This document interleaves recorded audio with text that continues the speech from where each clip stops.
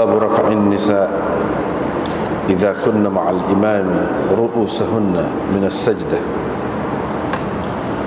وبه قال حدثنا محمد بن المتوكل العسقلاني قال حدثنا عبد الرزاق قال أخبرنا معمر عن عبد الله بن مسلم أخي الزهري عن مولى لأسماء ابنة أبي بكر عن أسماء ابنة أبي بكر قالت سمعت رسول الله صلى الله عليه وسلم يقول من كان منكن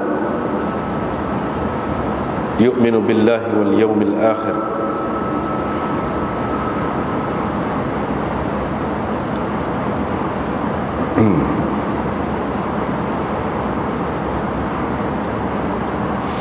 atau man kana minkunna yu'minna billahi wal yawmil akhir fala tarfa' ra'saha hatta yarfa'a ar-rijalu ru'usahum karahiyata an yarayna min 'awrati ar-rijal. باب طول القيام من الركوع وبين السجدتين.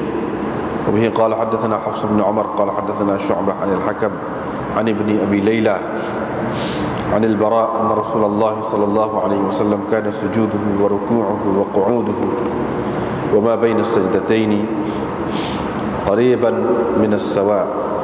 وبه قال حدثنا موسى بن إسماعيل قال حدثنا حماد قال أخبرنا ثابت وحميد عن أنس بن مالك قال ما صليت خلف رجل أوجز صلاة من رسول الله صلى الله عليه وسلم في تمام. وكان رسول الله صلى الله عليه وسلم إذا قال سمع الله لمن حمده قام حتى نقول قد أوهم ثم يكبر ويسجد وكان يقعد بين السجدتين حتى نقول قد أوهم. وبه قال حدثنا مسدد وأبو كامل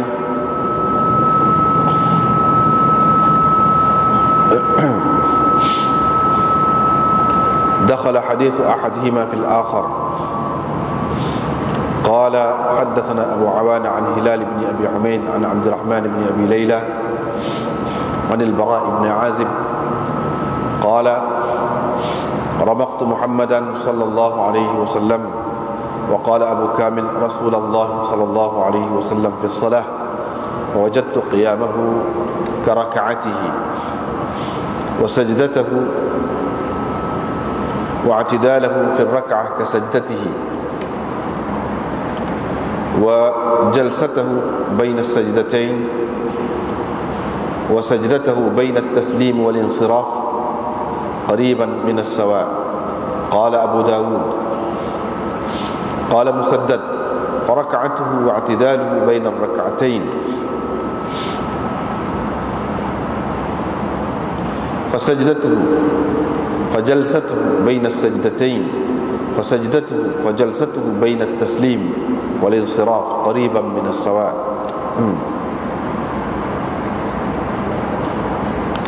باب صلاة من لا يقيم صلبه في الركوع والسجود.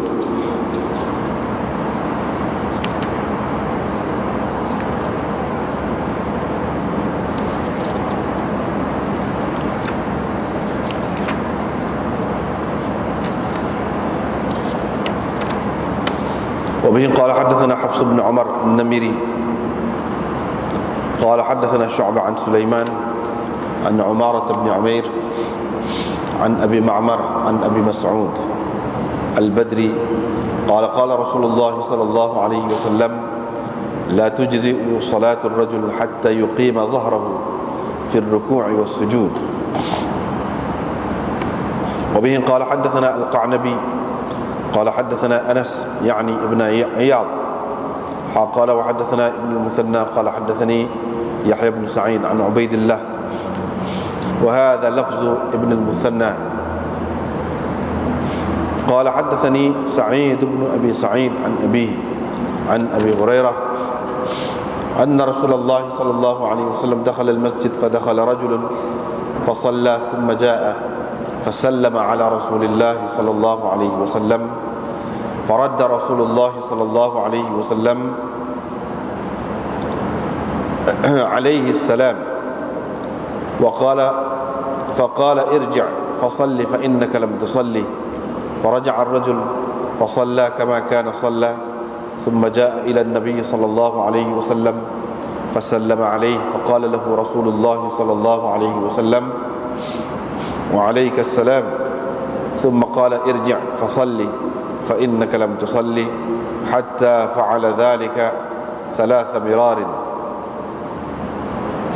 فقال الرجل: والذي بعثك بالحق ما أحسن غير هذا فعلمني. قال: إذا قمت إلى الصلاة فكبر، ثم اقرأ ما تيسر معك من القرآن، ثم اركع حتى تطمئن راكعا،